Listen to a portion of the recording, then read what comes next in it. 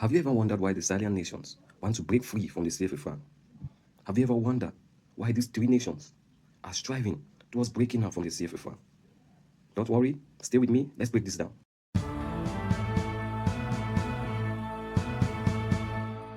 We all know so many people have been wondering if this is going to come into limelight because we have a new president of the Sahelian states, which is Captain Ibrahim Traoré. So this is 2026. Will this dream actually be realized in the Sahelian nations? Because if they want to achieve monetary sovereignty, it means that France does not have to be in the picture. We are just being realistic here. It means that even though the currency they are using is being controlled by the central bank of the West African franc, but we all know that most of the decisions of that currency is being made in France. So how can they actually achieve financial sovereignty, economic sovereignty in that aspect? With France, France is also facing some crisis, some economic crisis. So how can a Sahelian nation looking to grow its economy beyond that, a country that is also facing financial crisis? So just stay with me, let's break this down and let us understand why the Sahelian nations really want to break free from the CFA franc.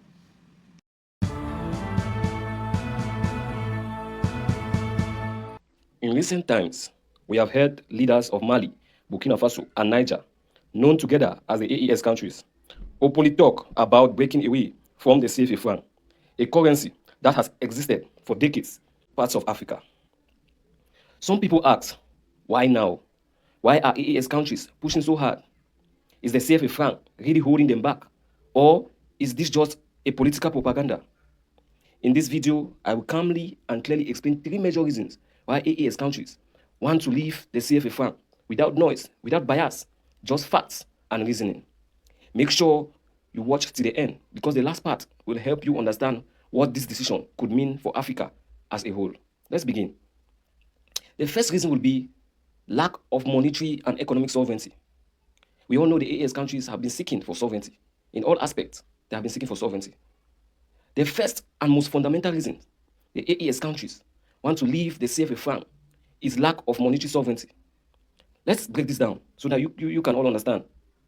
A sovereign country should be able to control its currency, decide how much money is to be printed, adjust interest rates, devalue or revalue its currency when necessary. But under the CFA franc, AES countries do not fully control these decisions.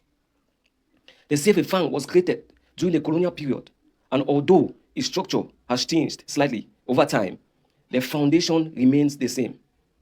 Monetary policy is rigid. Decisions prioritize currency stability, not developmental needs. This is a major problem for AES countries because they face terrorism, they face infrastructural gaps, they face high unemployment rates, they face low industrial capacity. In times like this, countries often need flexible monetary tools to stimulate growth, but the CFA franc system does not allow that to happen. For example, let's take for example, if Niger wants to increase money supply to support farmers or local industries, it cannot do so freely. They have to seek approval from France. If Burkina Faso wants to devalue its currency to make exports more competitive, it cannot decide alone. And if Mali wants to adjust interest rates to encourage local investment, it cannot do so without the knowledge of France. From the AES perspective, this means we are independent on paper, but not independent in practice. To them, political sovereignty without monetary sovereignty is incomplete. That is why the AES leaders constantly emphasize no country can truly develop using another system's economic rules. Point number 2, structural dependence on France and external economies. The second major reason is structural dependence. The CFA franc is not just a currency. It is a system that ties African economies to external powers. Historically, the CFA franc has been linked to France. Its value is pegged to foreign currencies. Key financial decisions are influenced by external economic conditions. AES countries argue that this creates long-term dependency. It creates long-term dependency. Now, why is this a problem? Let me bust your brain. Why is this a problem? Because when African economies are tied to decisions made abroad. Local realities are ignored. African priorities come second. External interest dominates policy outcome. For example, if Europe tightens its monetary policy, African CFA countries feel the major impact, even if their economies need stimulation. If France experiences economic stress, CFA Franc linked economies can feel pressure indirectly. If France experiences economic stress, CFA linked economies can feel pressure indirectly. AES leaders believe this arrangement gives foreign actors economic leverage without direct political control. From their point of view, economic dependence eventually becomes political influence. That is why the AES government framed the CFA issue not only as an economic matter, but as a national security and sovereignty issue. They believe as long as their economies are strongly and structurally tied to external powers, their political independence remains fragile. Their ability to make bold national decisions is limited.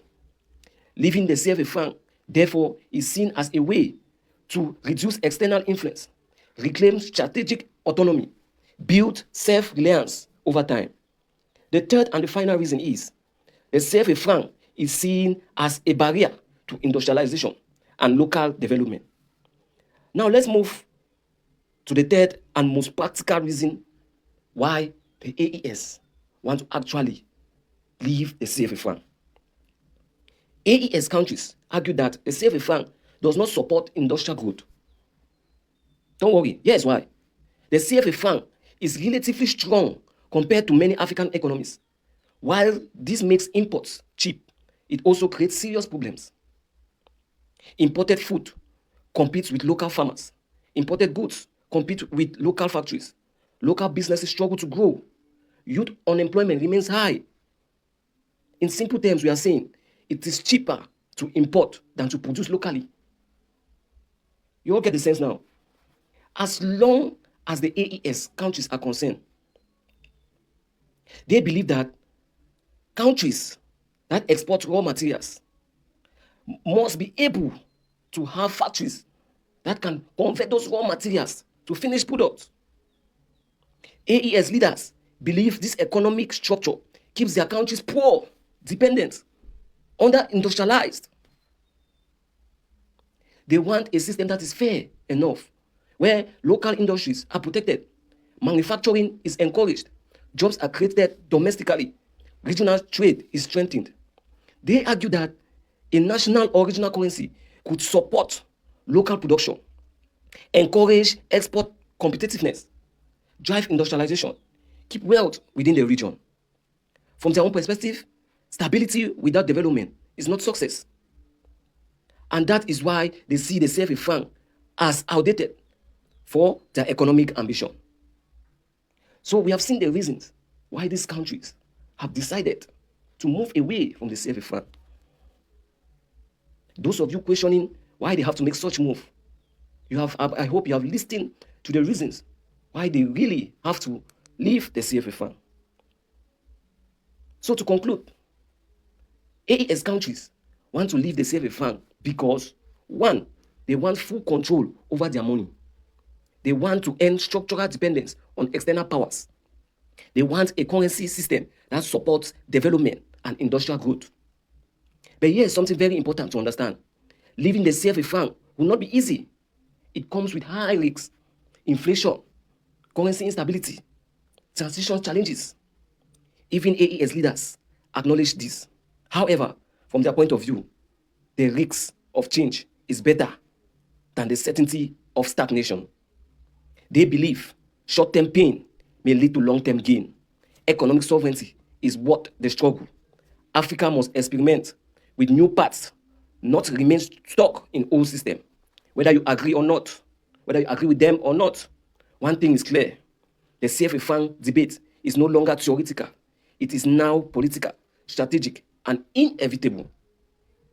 It is inevitable. Finally, I would like to say, if you found this video informative, please like, comment, and share. Thank you, and do well